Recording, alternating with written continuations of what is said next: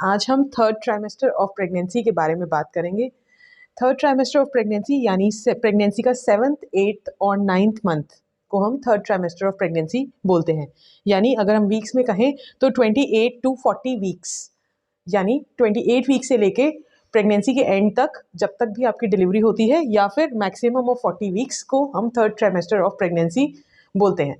तो इस time period में क्या क्या होता है, ये थर्ड ट्राइमेस्टर ऑफ प्रेगनेंसी जो है वो प्रेगनेंसी का एक बहुत ही डिफ़िकल्ट पार्ट है, क्योंकि इसमें काफ़ी प्रॉब्लम्स लेडी को फेस करनी पड़ती हैं।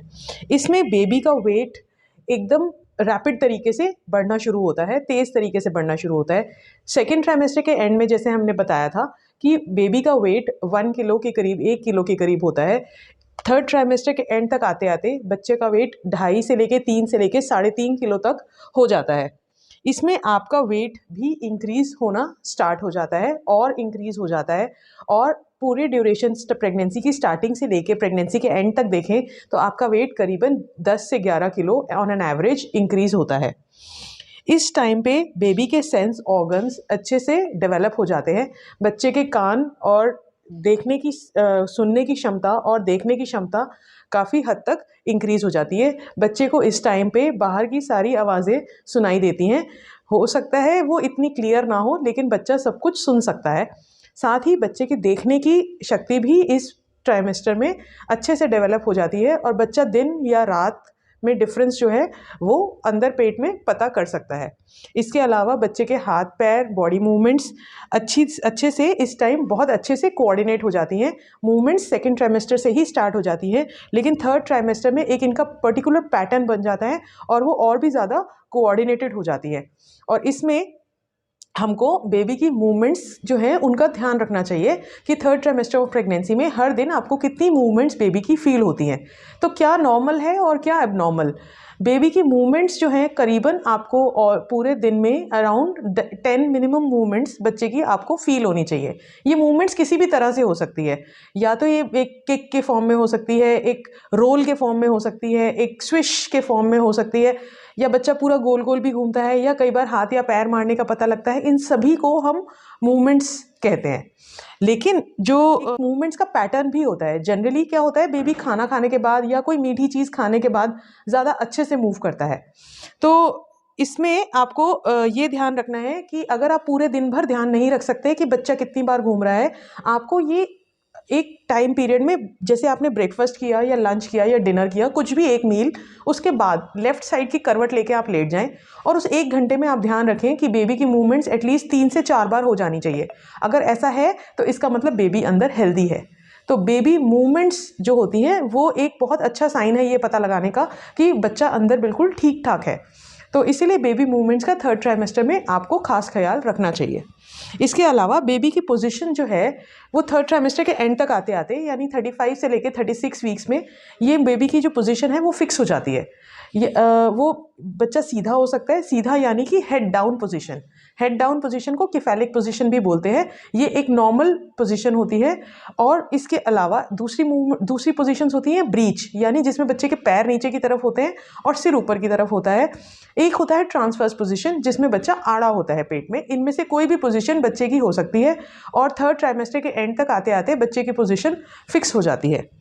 इसके अलावा एक लाइटनिंग मतलब कि बच्चे का सिर जो है मदर के पेल्विस में चला जाता है। अगर बच्चा सीधा है तो हेड जो है पेल्विस के अंदर डिसेंड कर जाता है, जो एक अच्छा साइन है। ये भी थर्ड ट्राइमेस्टर में लास्ट मंथ की स्टार्टिंग में, पहले बच्चा जिनका फर्स्ट बेबी होता है उनको 9th मंथ की स्टार्टिंग में ही बेबी का हेड नीचे चला जाता है।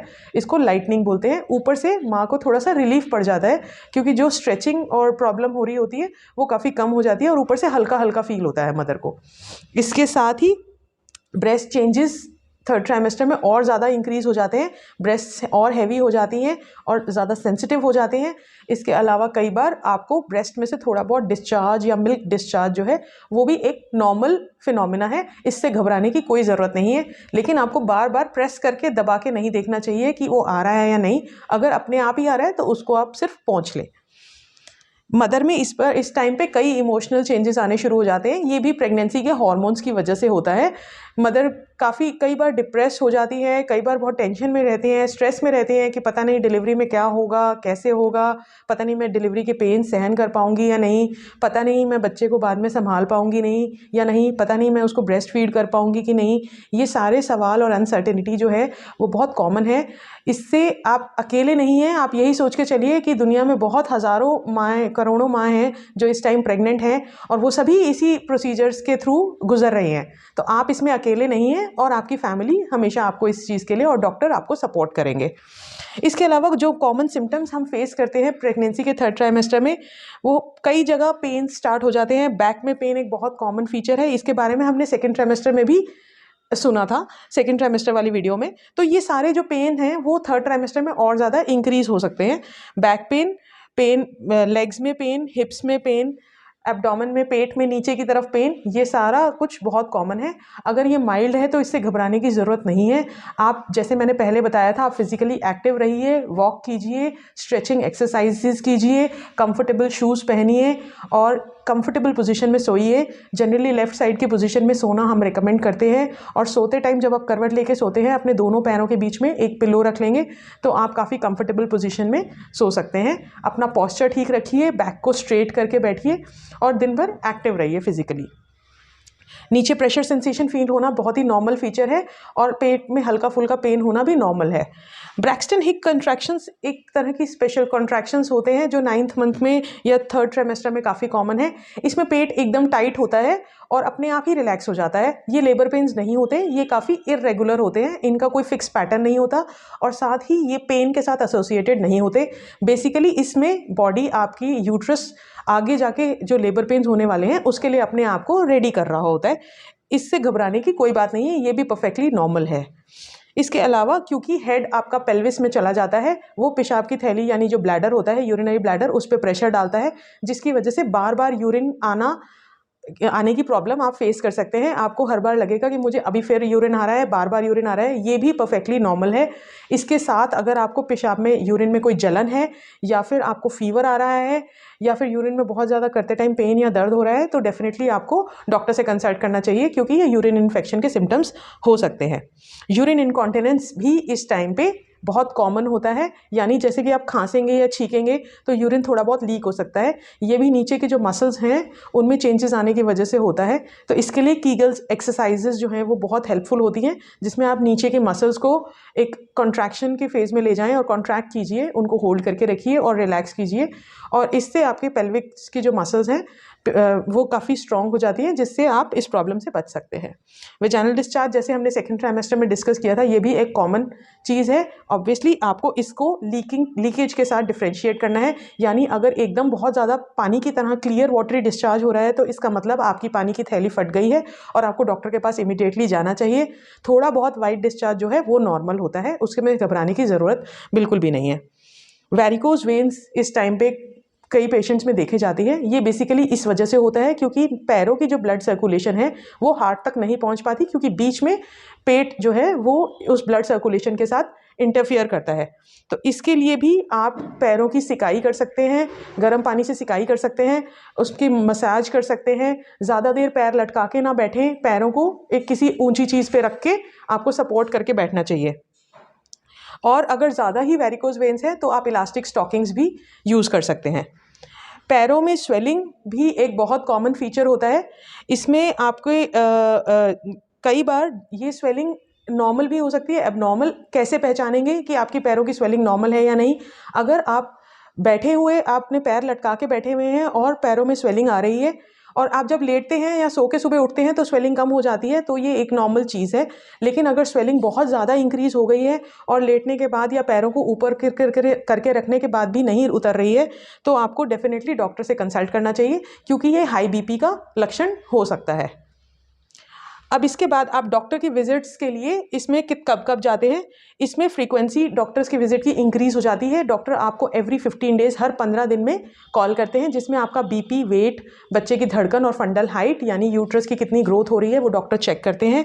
36 वीक्स के बाद एवरी वीक डॉक्टर आपका चेकअप के लिए आपको बुलाते हैं।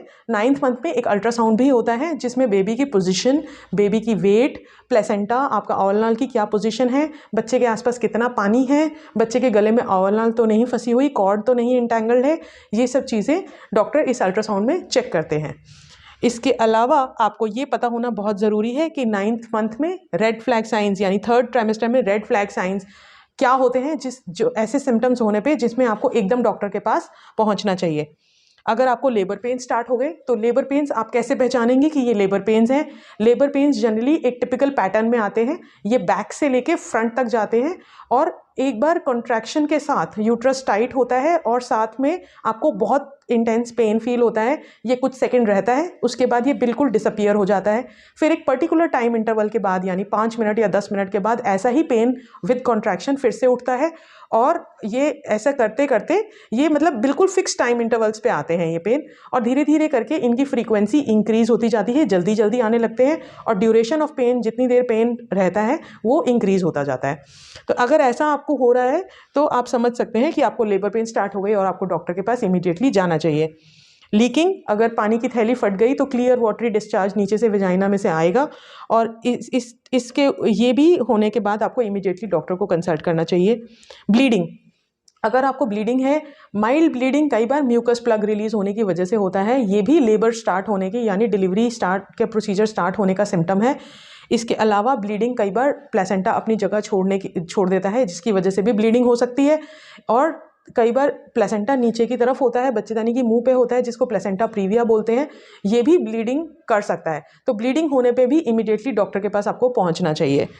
अगर बेबी की मूवमेंट्स का पैटर्न आपको अब नॉर्मल लग रहा है कि बेबी जिस तरह से पहले मूव करता था अब नहीं कर रहा है, या कम हो गई हैं मूवमेंट्स या बहुत ज़्यादा हो गई हैं मूवमेंट्स, ये सारी जो पैटर्न है जो एक नॉर्मल पैटर्न से हट के अगर हो रहा है तो आपको इमीडिएटली डॉक्टर के पास ज़रूर पहुंचना चाहिए। ये सारे रेड फ्लैग साइंस हैं।